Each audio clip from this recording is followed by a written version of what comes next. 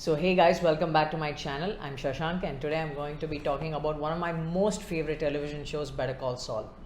So Better Call Saul is a prequel to the AMC crime hit Breaking Bad, and it follows the tale of a small-time lawyer, Jimmy McGill, as he transforms into the shady lawyer Saul Goodman, whom we all know from Breaking Bad. Now, one of the biggest challenges I think the writers must have faced while conceiving the show was, how do you make a show interesting where the characters' destinations are foregone conclusions? And I believe that the greatness of Better Call Saul lies in the answer to this question. It's a wonderful tale of human relations, number one, and number two, it also manages to add to the world of Breaking Bad. It has a very methodical pace, and hence you take time to get invested in these characters. Now, unlike Walter White's descent into evil, there is no specific moment where you can pick Jimmy McGill turning into Saul Goodman. And the knowledge of how he ends up in Breaking Bad actually makes this tale a lot more tragic. And Walter White turning evil was all about him conquering challenges. But in Better Call Saul, it genuinely feels that the only way he can achieve success is by doing things the morally wrong way. So it almost becomes like a Greek tragedy in a sense. One of the major questions the show asks us is whether people put on a mask hiding who they really were all along, or are there circumstances which can change a person? Once again, this is a tough question to answer, but it applies to each and every one of the major characters and it keeps repeating throughout. It also goes on to show that once you are on the downward spiral, it is very hard to come back, and that each and every sinner, each and every criminal has a morally justifiable story to tell as to why he became that in the first place. Let's talk a little bit about the leading man, Bob Odenkirk. In Breaking Bad, the character of Saul Goodman served to a certain extent as comic relief. And Bob Odenkirk has mentioned this in interviews that this is due to the fact that Saul Goodman has much lesser stakes. What is so special about his performance here is that he manages to make the character of Jimmy McGill sympathetic and likable. So, despite the fact that you know that he's eventually going to become this shady guy, you don't want him to go down that path. Now, any review which doesn't mention Ray Seahorn's performance as Kim Wexler is doing a massive disservice.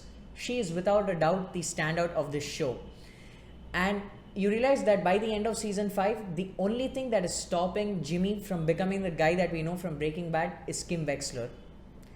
What is so special about their relationship is that at the end of the day, they are the only characters who can understand each other's actions fully. But you still feel in the long run, things are not going to go down well for them if they are together.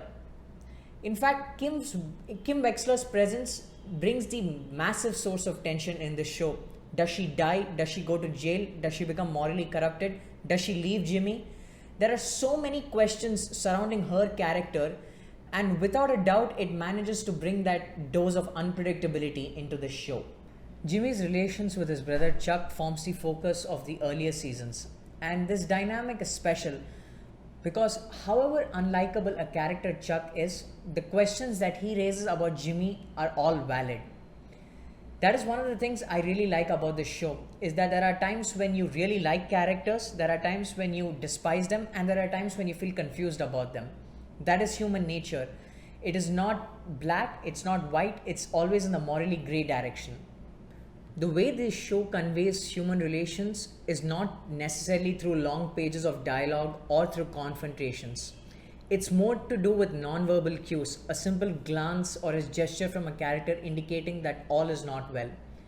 The unique point about the show is that 5 different people can have 5 different interpretations about what a character is going through at a particular point in time. And each one of them would have justifiable reasons for departing down that strain of thought.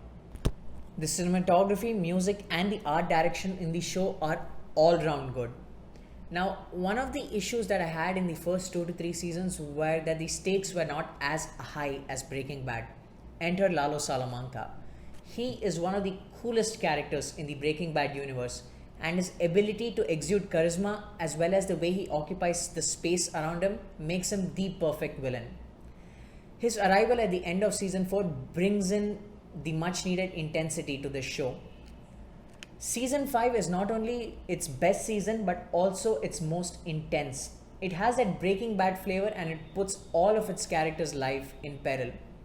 This season went on to prove that Better Call Saul is the best show on television because it has earned the trust of the viewers and packs its punches at the right time.